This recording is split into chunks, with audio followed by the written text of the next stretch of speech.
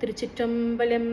தென்னாடுடைய சிவனே போற்றி, எந்நாட்டவர்க்கும் இறைவா போற்றி, ஏகம்பத்துரை எந்தாய் போற்றி, பாகம் பெண்ணுருவானாய் போற்றி, திருவேகம்பநாதர் திருவடிகள் போற்றி போற்றி.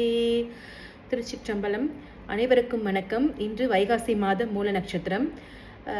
இன்று என்ன நிகழ்வு, என்ன சிறப்பான நிகழ்வு அப்படின்னா, இன்றைக்கு வைகாசி மாதம் மூல நட்சத்திரம் திருநீல நக்க நாயனாரினுடைய குரு பூஜை. திருநீல நக்க நாயனார் 63 நாயன்மார்களில் ஒருவர். சாத்தமங்கை என்னும் ஊரிலே பிறந்து அந்தனர் குலத்திலே பிறந்து அன்று இறைவனுக்கு, அங்கு இருக்கக்கூடிய இறைவனுக்கு தினமும் அர்ச்சனை செய்து வந்தவர். ஒரு நாள் அப்படி அர்ச்சனை செய்து கொண்டிருக்கும் பொழுது, திருவாதிரை கூடிய நன்னாளிலே இறைவனுக்கு அர்ச்சனை செய்ய வேண்டும், அபிஷேக ஆராதனைகள் செய்ய வேண்டும் என்று தன் மனைவியிடம் அனைத்து பொருட்களையும் ஏற்பாடு செய்து கோவிலுக்கு எடுத்து வரும்படி கூறினார்.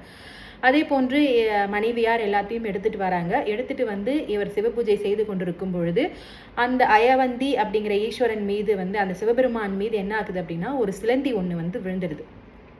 அப்பொழுது இவங்க என்ன பண்ணுறாங்க, இவங்க மனைவியார் என்ன பண்ணுறாங்கன்னா, ஐயோ பெருமான் மேலே சிலந்தி விழுந்துடுச்சே, என்ன பண்ணுறது, ஏது செய்வது, என்ன செய்கிறது, ஏது செய்வது என்று தெரியாமல் என்ன பண்ணுறாங்க அப்படின்னா, வாயை வச்சு ஊதி அந்த சிலந்தியை தள்ளிடுறாங்க. இவருக்கு திருநீல நக்க நாயனாருக்கு ரொம்ப கோபம் வந்துடுச்சு. என்னன்னா, சிவபெருமான், உலகத்தையே ஆளக்கூடிய சிவபெருமான் மீது வாயை வச்சு ஊதி உன்னுடைய எச்சில் சிவபெருமான் மேலே பட்டுடுச்சே, இது ரொம்பவே தவறான செயல் அப்படின்னு சொல்லிட்டு ரொம்ப கோவச்சிக்கிட்டு சண்டை போட்டுறாரு. சண்டை போட்டு என்ன பண்ணுறாரு, இவர் மறுபடியும் இவங்களை வீட்டுக்கே வரக்கூடாது அப்படின்னு சொல்லிட்டு கோவில்லே அந்த அம்மா இருந்துடுறாங்க. அதன் பிறகு இறைவனுக்கு என்னென்ன சடங்குகள் எல்லாம் செய்யணுமோ, என்னென்ன பூஜை முறைகள் எல்லாம் செய்யணுமோ, இதனால் இறைவனுக்கு விண்ணப்பட்டு போயிடுச்சு அப்படின்னு சொல்லிட்டு எல்லா பூஜை முறைகளையும் செய்துட்டு இவங்க என்ன பண்ணுறாரு, வீட்டுக்கு போயிடுறாரு. வீட்டுக்கு போயிட்டு இந்த அம்மா என்ன பண்ணுறாங்க அப்படின்னா, அந்த கோவிலே இருக்காங்க. நம்ம இப்படி சொல்லிட்டாரே, நம்மளுடைய கணவர் இப்படி சொல்லிட்டாரே, நம்ம என்ன தப்பு பண்ணணும்னு சொல்லிட்டு கோவிலே இருந்துடுறாங்க. அவருடைய கோவத்துக்கு ஆளாகக்கூடாது அப்படின்னு சொல்லிட்டு அவங்க வீட்டுக்கு போகலை. அன்று இரவே என்ன நடக்குது அப்படின்னா, சிவபெருமான் தோன்றி அவருடைய கனவுல தோன்றார். திருநீல நக்க நாயனாரினுடைய கனவுல சிவபெருமான் தோன்றாரு. தோண்டிட்டு அவருடைய உடலை காட்டுறாரு. இங்கே பாருப்பா, உன்னுடைய மனைவி ஊதின இடத்தை தவிர்த்து மற்ற எல்லா இடத்துலையும் சிலந்தி கடிச்ச தடயம் எப்படி இருக்குது, கொப்புளங்கள் எப்படி இருக்குது பாருங்க அப்படின்னு சொல்லி இறைவன் காட்டுறாரு. உடனே என்ன ஆகுது அப்படின்னா, ரொம்ப ஐயோ நான் தப்பு பண்ணிட்டேனேன்னு சொல்லிட்டு இறைவன் கிட்ட ரொம்ப மன்னிப்பு கேட்குறாரு. அதன் பிறகு என்ன போகிறாங்க. அதன் பிறகு போயிட்டு கோவிலில் இரவு கோவில் நடை சாத்தின பிறகு நடை திறக்கக்கூடாது. அதனால என்ன பண்ணுறாரு, நீங்கள் காலை வரைக்கும் பொறுத்திருந்து போயிட்டு அந்த அம்மாவை அழைச்சிட்டு அப்புறம் 2 பேருமே சிவபூஜை செஞ்சு அந்த கோவிலில் சிவபூஜை செய்கிறாங்க. அதன் பிறகு திருஞான சம்பந்தர் அந்த கோவிலுக்கு வராரு. திருஞான சம்பந்தர் அந்த கோவிலுக்கு வரும்பொழுது இவர் பல பிரமாதமான ஏற்பாடுகளை செய்கிறாரு. அடியவர்கள் இந்த கோவிலுக்கு அடியார் திருக்கூட்டத்தோடு ஞான சம்பந்தர் பெருமான் வராரு அப்படின்னு சொல்லிட்டு பல ஏற்பாடுகளை இவர் செய்கிறாரு. அதன் பிறகு ஞான சம்பந்தருக்கு அணுக்க தொண்டனா இருக்கிறாரு. இறைவன் கிட்ட ரொம்பவே இது பண்ணுறதுனால, ரொம்பவே அன்பு செலுத்தினதுனால தான் தனக்கு இந்த நட்புறவு கிடைச்சது அப்படின்னு சொல்லிட்டு திருநீல நக்க நாயனார் ரொம்ப இறைவனுக்கு நன்றி செலுத்துறாரு. மேலும் இவரும் திருஞான சம்பந்தர் பெருமானோட அவர் செல்லக்கூடிய கோவிலுக்கெல்லாம் போகிறாங்க. போயிட்டு பல திருத்தலங்களுக்கு செல்றாங்க. திருத்தலங்களுக்கு சென்று வழிபாடு செய்கிறாங்க.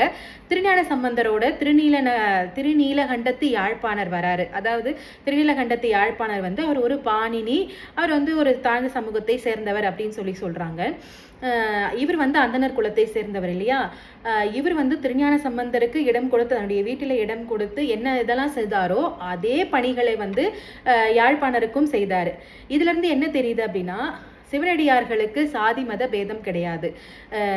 இவங்க தான் இப்படி செய்யணும், இவங்க தான் இப்படி செய்யணும். அடியார்கள்னா எல்லாருமே அடியார்கள் தான். அடியார்களை வணங்கணும்னா எந்த மதத்தை, எந்த சாதியை சேர்ந்தவராக இருந்தாலும் சரி, எப்படிப்பட்டவராக இருந்தாலும் சரி, அதை அடியார்கள் என்றால் ஒரு சேர பார்க்கக்கூடியவர்கள் தான். அந்த காலத்திலிருந்தே ஒரு சேர பார்க்கக்கூடியவர்கள் தான் நம்மளுடைய சிவனடியார்கள். இடம் கொடுத்து அவர்களுக்கு தேவையான சேவைகள் எல்லாம் செய்தாரு. இதே மாதிரி எல்லா ஊர்களுக்கும் செல்றாங்க. அதுக்கப்புறம் ஆச்சால்புரம் என்னும் திருத்தலத்தில் போறாங்க. திருத்தலத்தில் திருஞான சம்பந்தர் பெருமானுக்கு திருமண ஏற்பாடுகள் நடைபெறுகிறது. ஆச்சால்புரம் என்னும் ஊருக்கு போறாங்க. போயிட்டு திருஞான சம்பந்தர் பெருமானுக்கு வந்து திருமணம் நடக்குது.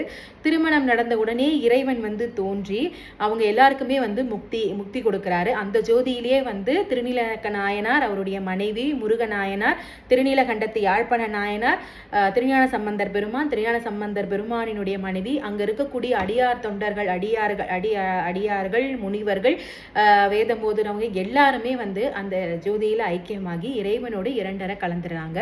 இறைவனுடைய திருவடி நிழலை இரண்டரை கலந்துடுறாங்க. இந்த நன்னாளில் திருநீலக்க நாயனாரினுடைய அடிகளை போற்றி வணங்குவோம். திருச்சிற்றம்பலம்.